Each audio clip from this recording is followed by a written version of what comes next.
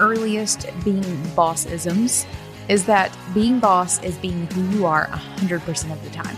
It's showing up as authentically yourself, even if you're tired of the word authentic because it's become such a buzzword. But what does that mean, to be authentic? And what can it mean for your business? Welcome to Being Boss, a podcast for creatives, business owners, and entrepreneurs who want to take control of their work and live life on their own terms. I'm your host, Emily Thompson. And in today's episode, I wanted to have a conversation about authenticity and influence and impact. In the Being Boss community this month, we're navigating the topic of influence, and along with some prompts to identify the areas of your life and work where you have or want influence, and some challenges to show up in the places where you want to wield your influence, I wanted to bring to you and my community members a chat with one of the most authentic bosses we've ever had on the show. I first had the pleasure of meeting and chatting with Vivian Kaye at the Being Boss conference in spring of 2020. She joined us to talk about marketing and e-commerce, and you can hear our live interview with her in episode number 237 called Authenticity in Marketing. Since recording the episode, Vivian's influence has grown, and I've watched her Instagram following and engagement grow by leaps and bounds. So what happens, though, when someone who preaches authenticity suddenly has tens of thousands of eyes on her? What has it meant for how she shows up on social media and the impact it's had on her business? That's what I wanted to talk to her about. The growth of her influence and how she's chosen to wield it as a personal brand, a product brand, and a woman wanting to make an impact in the world. Vivian Kaye is the founder and CEO of Kinky Curly Yaki, a premium textured hair extension brand for Black women that she bootstrapped to over $6 million in revenue. Her presence and genuine desire to continuously learn and grow while keeping it real quickly made her a personality who transcended the title of founder and CEO. Ultimately, she organically grew her personal platform by exchanging tips and tricks that she learned on her personal entrepreneurial journey. As a business empowerment coach, e-commerce expert, TV, radio, and podcast personality, Vivian sets out to empower, uplift, and educate her audience into action. Along with her philanthropic efforts through mentorship and her position with the Founders Fund, she has worked with many notable brands such as Shopify, TED Talks, Unilever, and LG, to name a few. Vivian, I am so glad to have you back on the show. Welcome back to Being Boss. Thank you for having me. Are you ready to have a fun chat about marketing or whatever else comes up? If we need to totally derail this and talk about cheese, I'm down for it. That's the day I'm having. Okay. You know, girl, I'm with it. It's that tight. It's that kind of life we're having. So I'm with it. I'm with it. I'm interested to see if this comes back around to cheese. It might. It might. It just might. Knowing us, it just might. Oh, man. Well, I would like to start this out. It's been almost a year since you were on the show, which that in itself blows my mind. We were just joking about how, was it a year ago or 15 years ago? We don't know. But I would love to hear what you've been up to. And don't make it sound too fun. But what have you been up to this year? Girl, well, first of all, 2020 was a hot mess. So not much. Not much. But, I'm always one of those people who take, I take shit and turn it into manure, right? So what I did was in 2020, I more or less focused on Vivian Kaye, the brand. Yes. And that's only because with my business, Kinky Curly Yaki, the supply chain was a problem. A bit of a problem. So I decided to focus on what I could control. And what I could control is helping people. And by helping people, it was being Vivian, right? So that was, showing up more on Instagram and stories, doing more podcasts and events, or not events, but virtual events. Yep. But it was just leaning more into Vivian Kaye and being more authentic to who I am. Right. So it was just showing up more. Yeah. Good. I also saw that you really got into that plant life. Oh my goodness, girl. So finding ways to nurture yourself through all of this as well in the ways that you can? That's what I was doing. Absolutely. Right? Gotta make time for your plants. I love it. Yeah. I've loved seeing you because, we're going to make this about plants. I definitely feel like you have done a good bit of blooming this year, right? Like in your personal brand, like really showing up and sharing things in the way that you can. I think so many people took 2020 as an opportunity, and no shame, legit, if this was you by any means. We all have dealt with these things in our own way. But so many people spent 2020 sort of like sheltering in and dealing and surviving and all of these things. But it really made such a profound almost juxtaposition to those who were able to really show up in really big ways in their brand, to live their purpose a little more authentically. And I feel like you are definitely one of those people. Yeah. Well, I'd spent a lot of years sort of, I've always been myself, but not too loudly. Right. And what really pushed me over the edge was the whole Black Lives Matter movement. Right. Where what I felt was, a lot of times I was always walking on eggshells, or, not quite being 100% Vivian.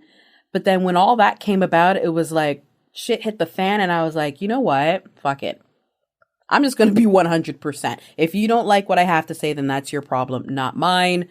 And especially because I tend to do a lot of things with humor.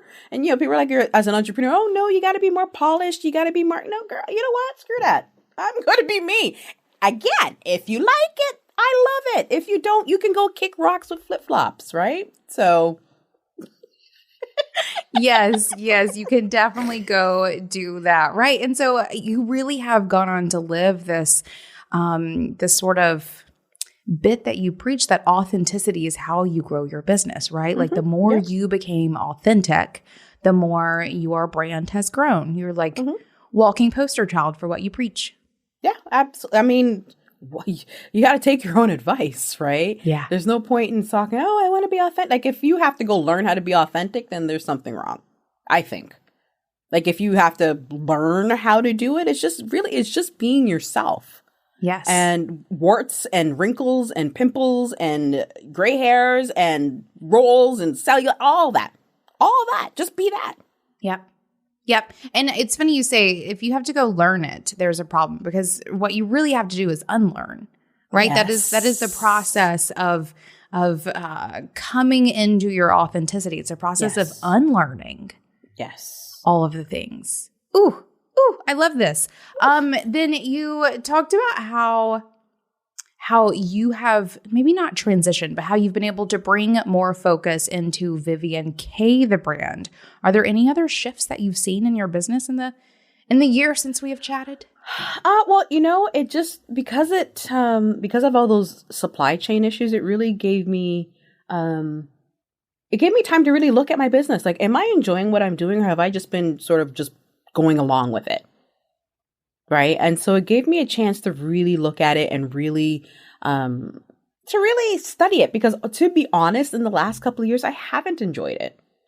And only because, one, it's e-commerce. And when I started the business, I didn't start the business to make money. I started it to solve my own problem. Right. But then what happened was competition started to come in, and they started to make the product that I sell, which is textured hair extensions for Black women, into a commodity.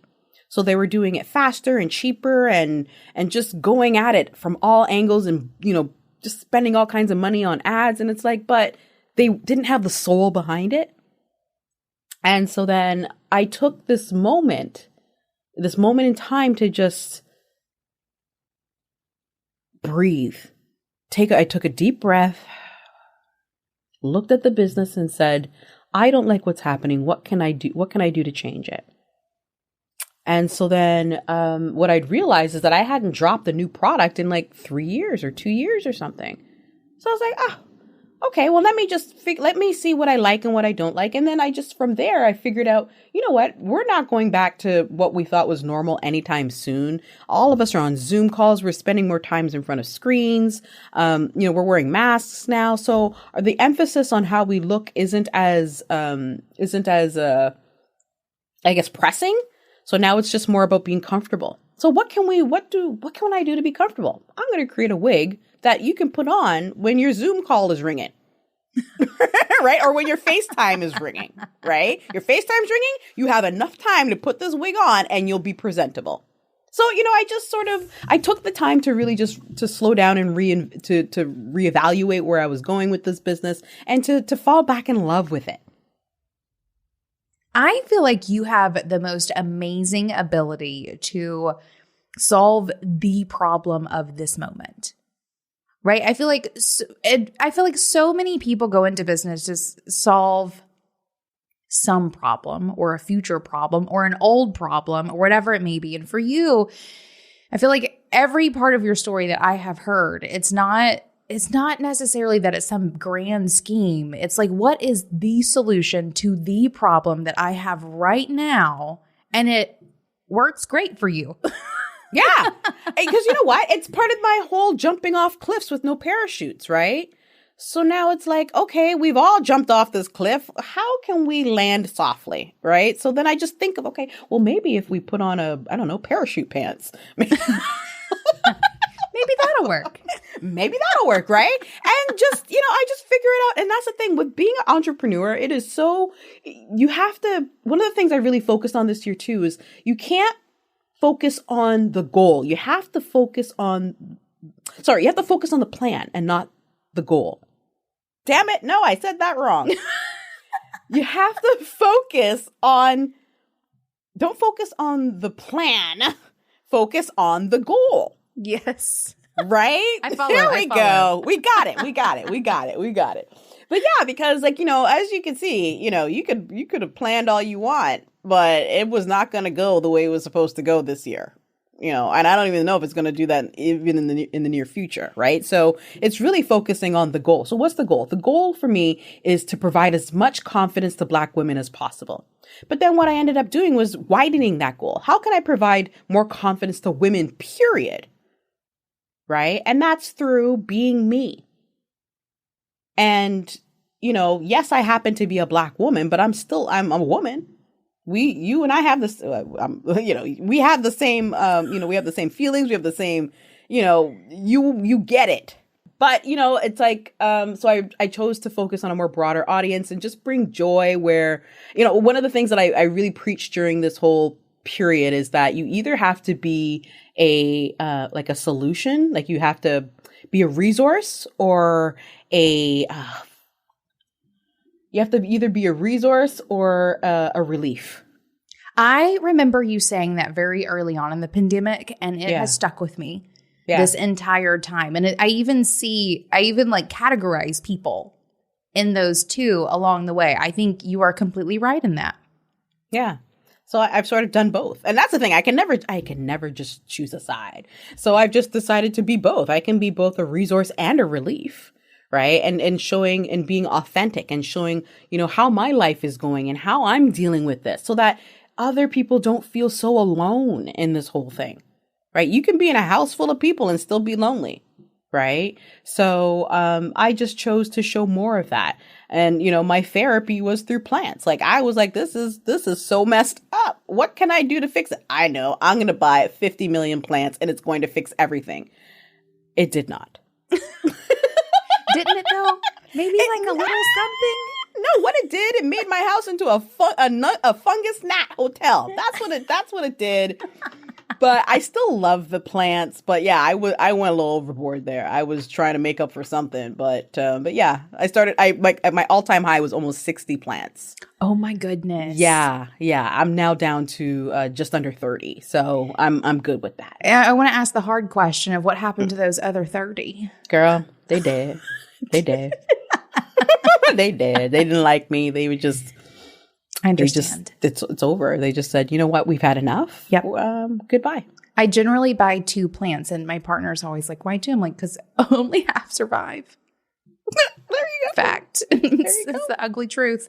Getting off course. Hold on. Let me gather myself here. Gather yourself. Oh my goodness. So you sort of, I feel like you were kind of beginning to allude that maybe Kinky Curly Yaki or your involvement was over, but you are still doing it and launched a new product, correct? Correct. So would you perhaps say that maybe this sort of pause and reflection, did it reinvigorate your passion? Absolutely. And what I needed to do was I needed to, I guess, maybe put my passion somewhere else, which was helping women, period, in general. And then it helped me to refocus, to just go back and refocus on Kinky Curly Yaki. Because what I'd realized is that I'd sort of removed myself from the business because I have people who work for me, but I was no longer showing up for the brand because I thought, it doesn't really need me. I mean, let it just run as a business, as a faceless or a headless business that, but then I saw that, it needs something. And I kept bringing in people to do it and they weren't quite getting it. And I was like, the only person who can do is me. So buckle up, Buttercup. Let's go.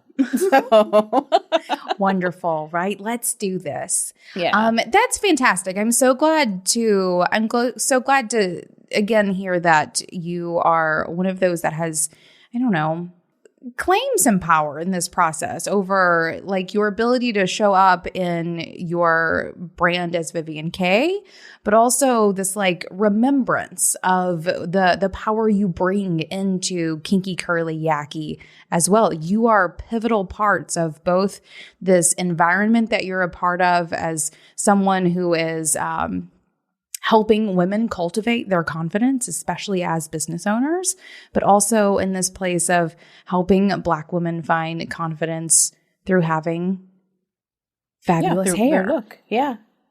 Oh, yeah.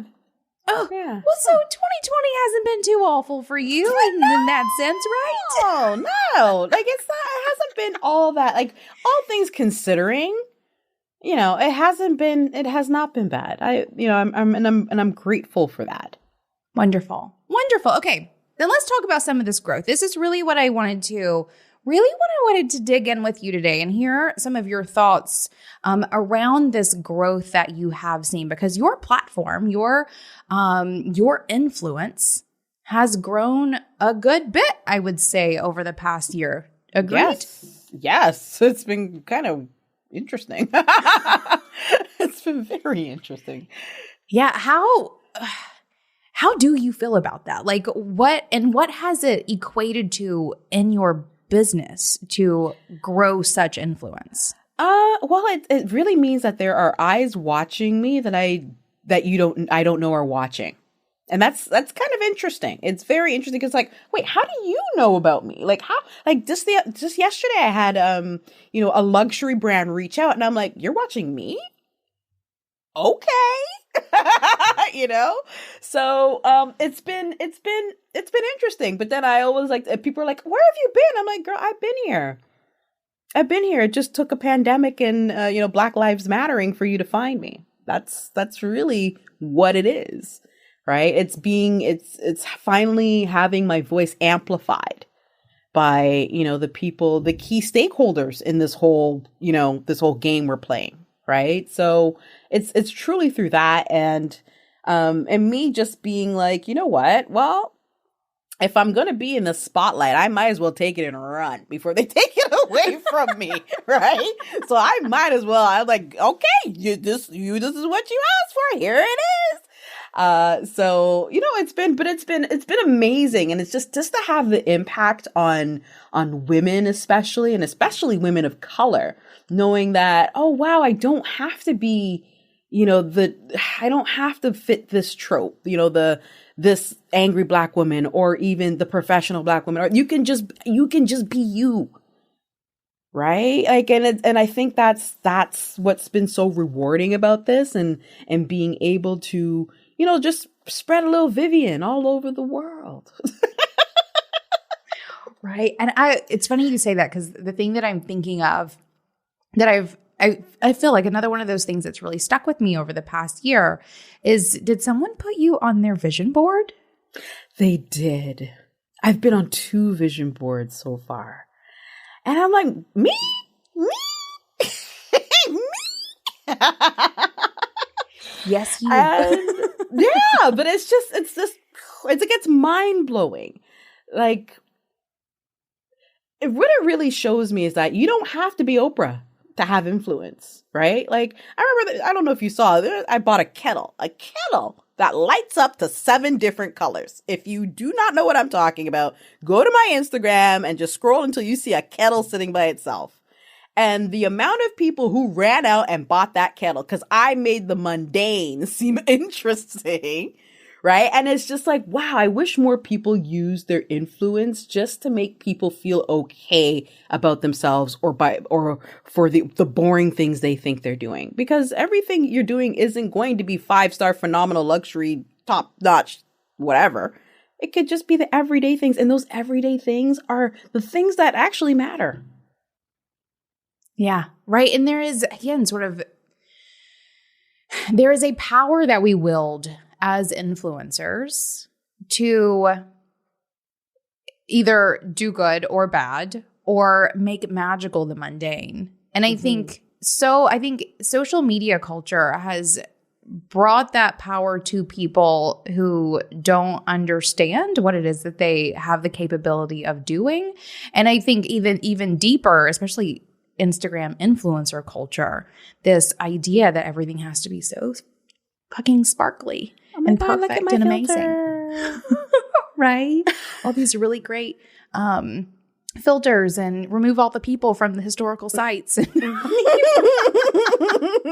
and all of the things. But I love that you are really focusing on real life, like of doing good and making impact with just the basic everyday things, and even using those basic everyday things to elevate your clout as someone who needs to be listened to, and I don't know, be held as an influencer. Yeah, it's I think the influencer game is starting to change, right? It's starting to, what they thought were the people that they thought were influential, it turns out they're not as influential as they thought they were. Yep. It's the people who make people feel like what they're doing every day is good. Yeah. Or not, I don't want to say good enough, but good enough. Yeah, for sure. Right? I have a couple of friends who, especially in the e-commerce space, use influencers in marketing, and more so it's becoming true that it's not the big influencers that are going to make any kind of impact for your brand. It's micro influencers, right? It's the people who actually have real relationships with the people who follow them, who have more engaged audience than the person who has 5.6 million followers, but like 80% of them are robots. Yeah. And then the other percent are stans who they could be shitting, their shit could really stink and they would still be like, oh my God, it smells like roses. Right. And the influencer has never spoken to literally a single one of them. So all of this to say that the influencer space really is beginning to shift where realness is actually more on that pedestal than fake amazingness. Mm-hmm. It's refreshing. Because we can see through it now. We have the time. Oh, we're really going to watch you carefully. Oh, you really aren't as great as we thought you were. Right. You really Photoshop those people out of that historical place. Yeah. But yeah, it's, This episode is brought to you by FreshBooks. We talk about FreshBooks a lot around here because they've been a sponsor partner of ours for years. Because they are the perfect tool for so many of you bosses who are listening to this right now. But we often get the question of, is FreshBooks right for my business? Because I know a lot of bosses don't like to build conventional businesses. And basically, FreshBooks has plans designed for so many types of small businesses. So whether you're a freelancer, a creative agency, or a podcaster like me, there's a right plan for you. Try FreshBooks for free for 30 days. No credit card required. Go to freshbooks.com/beingboss and enter Being Boss in the How Did You Hear About Us section. Okay, I want to talk then. One of the things I really want to dig in with you is your relationship with your audience. Because as we were just sort of talking, like that kind of is the magical piece that was missing for a long time in the boom of big influencers, but is now being seen as really the valuable piece.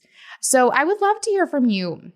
how it is you felt along the way as you've grown that platform, and what your relationship is with your broad audience, sort of as a whole. I'd like to think that we're pretty close. Like a lot of them, like it's actually, I was like, wow, I think I've made it. Where, the other day someone tried to mom shame me. And I was like, oh, girl, no, I am not the one. Right? But I was like, wow, I must actually be somebody if someone actually wants to shame me, right? But, my relationship with my audience is integral. It's the reason why social media is supposed to exist. You're supposed to have a connection with the people who follow you. You want them to send you DMs. Like the amount of apologies that I would receive from people who were like, I'm sorry for spamming your DMs with my likes or my comments or, sending you a life story. I'm like, this is what I'm here for. Like, I'm here to connect with you. It's not a one-way street. Like, I'm not going to just show you this, the shitty day that I have and then expect you to leave me alone. Right? Or the amazing day that I have and expect you to just praise me or whatever. I'm going to show you the highs and lows, and I want to connect with you so that you can be like a lot of them are like, I felt the same way, or that happened to me too, or thank you for sharing that. And it's like, but this is what this is all about. It's all about human connection that we need now more than ever. So I love connecting with my audience. In fact, if I could give up everything else and just focus on the connecting, the DMs, the voice notes, the videos, creating content, I would do that. I would give everything up in a heartbeat just to do that. Fascinating. So kinky curly yaki, coaching, consulting, all the things just to... If I can spend time creating content that connects with my audience, I would do it. I don't want to get coachy, but I want to dive into that. I would do it. I've always said I'm not a CEO. Like, I'm not built for that. Like, if I could spend time, again, just connecting with customers and creating content to make you feel better about yourself or what you're doing, or to make you better, or whatever the case may be, if I could do that, I think that's what I'm built to do. Like, it comes to me naturally, and I enjoy doing it. Like this honestly, I couldn't have gotten through this whole pandemic without them. So thank you, ladies. Thank you. You, especially you, girl. You know who you are.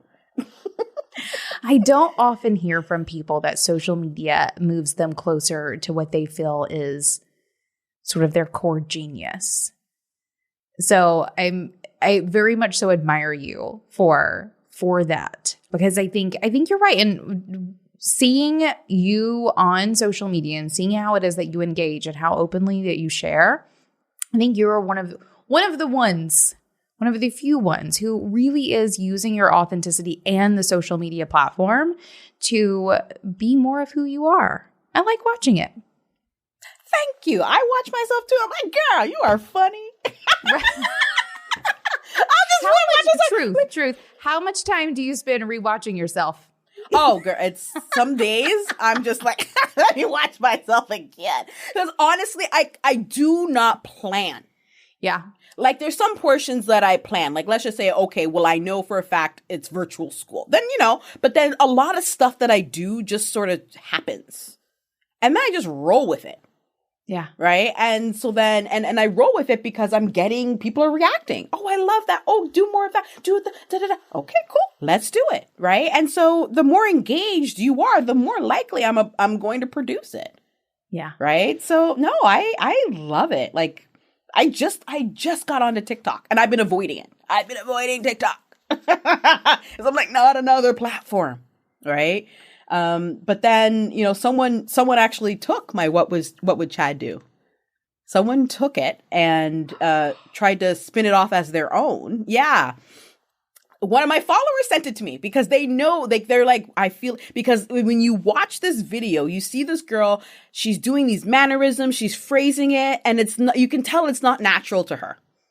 And so then I'm like, this girl went and stole my stuff, went and stole my whole thing. So now I have to show up on TikTok. And everyone's like, oh, it's about time. And I'm like, oh, God, I've been avoiding it, but. Well, it's funny that you bring this up because I was going to ask you how Chad's doing.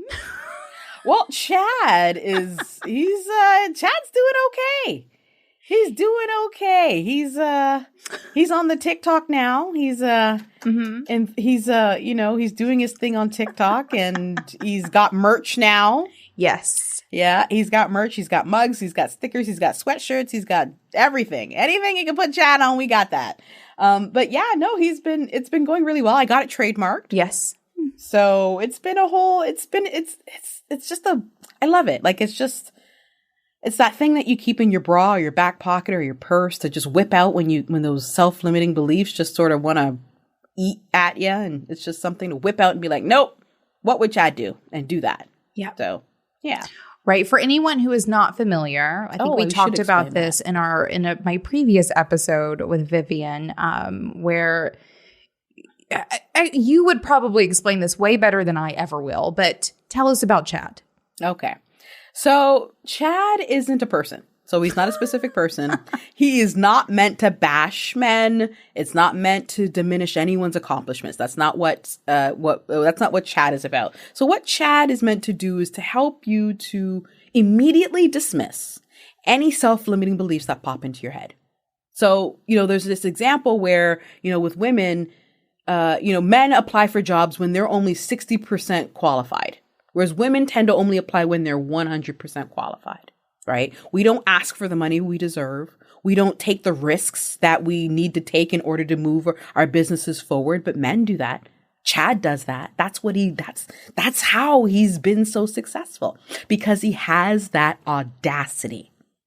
And that's something that, especially myself as a Black woman, I have to pull out, because society tells me I shouldn't be doing a lot of things. But I'm seeing examples of people who have no business doing it. And they are mediocre at best. So, it's my way of pulling out the audacity that's inside of me by channeling a mediocre white guy. Now, I'm not saying go out and be mediocre. That is absolutely not what I'm saying. What I'm saying is you need to have the same gumption, the same audacity, the same energy, the same mood, the same mindset as that mediocre guy from work, from school, from the office, from wherever. Take that audacity and use it for yourself. So whenever you're in a position where you're questioning your qualifications, you don't know, you're unsure, ask yourself, what would Chad do? And do that. I love it. Just don't be an asshole about it. Don't be an asshole. Right. Don't be that Chad. Don't be that Chad. Chad has become a mainstay in the Being Boss community. We have Monday meetups every Monday. We have, calls all month long. And quite often a chat will come up. Somebody will tell us about someone at their office or this guy who popped into their community or whatever it may be. And everyone's like, is he a Chad? Yeah.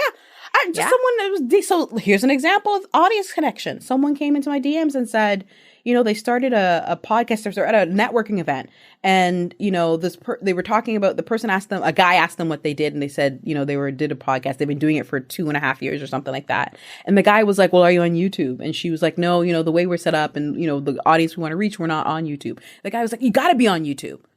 Well, why do I got to be on YouTube? Well, you got to be, because Chad was just, you got to be on YouTube. And so then she's like, okay, well, how long have you been doing the podcast? Oh, well, I haven't started yet. Ooh. So you who haven't done anything are pushing, you who are unqualified are telling me, the qualified one, what I should be doing, all because you think you know better than I do. And I actually have done the work. So you're going to let your confidence override my qualifications. That's what you're saying, Chad. So that's really what it is. So you just have to you have the qualifications, girl. You have them. You just need to override. You need to couple your qualifications with your confidence. And that's what Chad's about. It's just the energy. It's the mindset. It's the mood. It's the attitude that you need to seize in order to do the big things in life. Okay, 2 big things are coming up for me. I think one of them is going to be very interesting to talk about. One of them is just a little story I need to tell you, where I actually got one of your tote bags. I saw them come out and I was like, I need a What Would Chad Do? I think it was posted in the community. I think a couple of bosses might have went Chad shopping, just so you know. Thank you, bosses. Right? And I used to carry it occasionally. Now I don't really go in. Well, I guess haven't gone anywhere really with it. However, I've had it out a couple of times. And 2 times I've had someone go, "Who's Chad?" Both of them were obviously Chads. Yeah. So every time this has happened, it's given me a very interesting opportunity to tell a potential Chad about the ewness about of themselves. Chads. Yes. Which I don't think is probably one of the reasons why you created these, but I'll tell you, it's a fun byproduct of having all these people carrying around Chad tote bags. Yeah. Or let me tell you about yourself, buddy. Let me tell you about a Chad. And then they're like, that sounds awfully familiar. Right? My brother's like that. Whatever. Because they would never claim it for themselves. Mm-hmm. Anywho, I think I found an interesting way to bring this full circle. Because Chad there in the conversation about the podcast and YouTube is trying to influence without authenticity. Bingo. Right? Like he hasn't done these things. He's just telling you what to do. Yeah. Whereas someone with real influence has done the work. Yeah. And it's through that proof of doing that they are able to actually influence people to do things. I see where you're going with this. You're good. I do this for a living. Right? But that is such an important distinction and just a deeperness to your anti-Chadness or maybe pro-Chadness, depending on the day. But Chad's not showing up authentically. He's not influencing from a place of sort of authority, literally at all ever. Right? And so I think what would Chad do, but how would Chad not do this? Too is even a path we should all probably claim. I agree. Because one of the things I always make sure to tell people, this isn't about being a jerk. This isn't about being a Karen. It's not about that. It's just the audacity. It's the authenticity. It's the sincerity. It's the girl, you know what you're doing. You just need to tell people you do. Use your voice. Really, that's really what it is. Yeah. So yeah. Good. Look at you. I'm impressed. I do. That was a very Chad thing right there. It was, wasn't it? Ugh. Ew. Okay. No, in a good way. In a good way. Whenever I talk about Chad, it's always in a good way. Always good. The more positive. Yeah. Good. Well, I do love it. There is merch if anyone needs a What Would Chad Do tote or sweatshirt or a nice sticker for your laptop, in case you'd like to strike up some conversations with a Chad or two. It'll definitely do that. It really will. It's a good chat to have.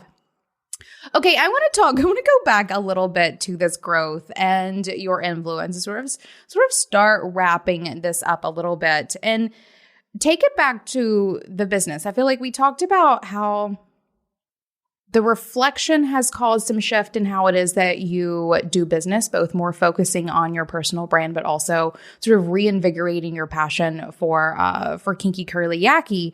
I'm wondering how the growth of your platform has maybe shifted how you show up in your businesses or changed any tactics in your business. Are you relying more on social media or what does that look like? Well, what I learned, I learned a lot more about connecting with people through Vivian Kaye, and now I've taken it and applied it to Kinky Curly, or I'm trying to apply it to Kinky Curly Yaki.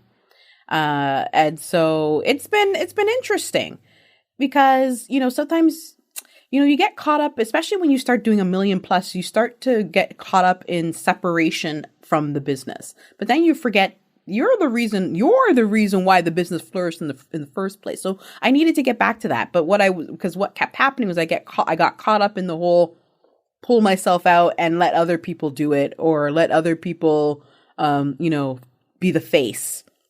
But I realized that the business is me. I am the business. Kinky Curly Yaki and I are the same. We're one and the same. So I needed to get back to that. So, but it's been good. It's been good. It turns out I don't want to be a $10 billion company. That's what I really learned. I don't want to be that. It's so funny you say that. I have had several $1 million plus bosses in the past 3 to 6 months tell me the exact same thing. I think you get to a point in your growth where you want to see how far you can go, right? Like you've just proven to yourself that the sky is the limit. So let's see how far up the sky goes, right? And then, but for so many, this time has really not like brought in a ceiling by any means, but just more redefined the goal. Yeah, I think of where it is you want to go. Because it turns out the ceiling, like the higher you go, the thinner the air gets. Indeed. Right? The more money, the more problems, the more, more people you got to bring in, the more cooks in the kitchen. I didn't like that. Yeah. I didn't like it. So let's come back. Let's come back down to earth. Let's get closer to home. Let's get back to the why I started and the reason why, and to the people. So, yeah. Wonderful. Okay, then I guess this sort of leads us into the last couple of questions. Any thoughts from you about, or how do you feel about this expansion? Like excited? Like you need more plants, less plants? No, you know what? I'm excited. Like I feel like I finally found my footing. Yes. And I'm pretty, because at first I was like, oh, e-commerce coach. I don't really like e-commerce that much. I know how to do it, but I don't love it. Yeah. And I was like, okay, well, I don't want to become like a life coach, because I don't think I'm a life coach. Like shit happens and I got through it. I don't think that qualifies me as a coach, right? And then just going through this whole, showing up and being authentic and being that. And then I thought, you know what? I'm like Oprah meets Gary Vee. And that's the thing. And as soon as I say it, people are like, that makes sense. I see it. Totally see it. I love it. And so there's no blueprint. No. Right? And so that's all the more reason to do it, because there's no one that has set an example. All I know is Oprah was her and she's doing really well. Gary is himself and they're doing really well. So if I somehow bring both of their madness together, and I'll make it happen, and that's Vivian. Right? So I'm stoked. I cannot wait. Like I want to be able to just get everyone to viv a little. Just viv a little. I love that. Well, in that case, what's coming next for you? What are Vivian's next steps? Well, I still need to feed my kid. Yep. So every day I hear. Every day they eat. Oh my goodness. And so, I'm focused, so I'm focusing a little bit more on Kinky Curly Yaki now. I thought I wanted to do the whole digital courses and blah, blah, blah. But it turns out I want to really just build a community, like just a community of women, and not necessarily entrepreneurs, just women who just are bold and unconventional and just want to, again, viv a little, and want a group of like-minded people surrounding them and to guide them and to just be their friends online. Because let's face it, this is what we need right now, the connection. Right. And if I am the conduit to a bunch of people connecting, then I want to be that person. So that's what I'm working on next. So I'm looking to launch. I'm calling it the Grown Woman Network. Just love because I just felt limited by, I didn't want to be an entrepreneur. I didn't want to be a mom. I didn't want to, because I'm I'm a multi-passionate, I'm a multi-dimensional woman. Right. And I felt like the Grown Woman Networks just sort of encompasses all that. So look out for that, the Grown Woman Network. I will keep an eye out for that. I think that's fantastic. And what a sort of manifestation of even what you've discovered of your path this year from what I've heard. It feels like it's all very much so coming full circle for you. It is. It absolutely is. Love it. Well, Vivian, how can people find more about you? I am an absolute pleasure to follow on the Instagrams. Agreed. If you haven't been there already, my Instagram stories are legendary. I've just discovered the TikToks. Yep, I've just discovered the TikToks. So, yep. So follow me. Most of my shenanigans will be on Instagram, but you can also follow me on TikTok, and it's Vivian Kaye with an E at the end. So Vivian Kaye. That's me. Perfect. You're also on the YouTubes, right? I'm on. Oh my goodness. How could I forgot about the YouTubes? I am on the YouTubes. So I've moved my, my weekly show called Mind Your Business with Vivian Kaye. I've moved that over to YouTube. So you can find me on YouTube. Basically, just type in my name and find me, girl. However you want, follow me. You YouTube, the Instagram, the Twitters. I'm on the Twitters too. Perfect. No wonder half your plants died. Basically, it's all the platforms. Oh, but I just chose the platforms that I felt like I could reach the most, like I could be myself on, and so those are the ones that I'm on. So Instagram, Facebook. God, not Facebook. Ew, no, I'm sorry. Although it is owned by Instagram, but still, it's just Instagram, Twitter, TikTok, and the YouTubes. Love it. Perfect. And my final question for you, Vivian, always the best one. What makes you feel most boss? Oh, what makes me feel most boss? I'm gonna say it's the audacity. I think every boss needs a little, just a cupful. Okay, who am I kidding? A keg full of audacity. Yep. And that's what makes me feel like a boss. Yeah. And I dare say probably very willing to do a keg stand. Oh, I won't tell you about the trick that I put the bottle of beer between my boobs and I can drink it from my boobs. Yeah, it's a thing. Nice. Ask me about it. I mean, I think I need to request an Instagram story. I will do it if I'm on a beach. Oh, okay. As soon as I get to a beach, it's over. Perfect. Yeah. Perfect. So I guarantee that's going to happen. If there's a beach, I'll do it. Wonderful. Well, Vivian, thank you so much for coming to hang out with me. It was an absolute pleasure to catch up with you and hear how 2020 has shaped up for you. Well, thank you for having me. My favorite takeaway from this episode, and I feel the need to repeat it for anyone in the back, is you can just be you. In your business, on social media, with your family and friends. Will it cause things to shift? Absolutely. But even in the midst of major upheaval, the outcome will be you feeling more aligned and alive in the work and life that you build. And if further discussion of influence or any number of very boss topics is something you'd like to dive deeper into, I very much so encourage you to check out the Being Boss community. It's a monthly membership for creative business owners that includes meetups, challenges, content, and more. Learn more and join in at beingboss.club/community. And until next time, do the work, be boss. Yeah.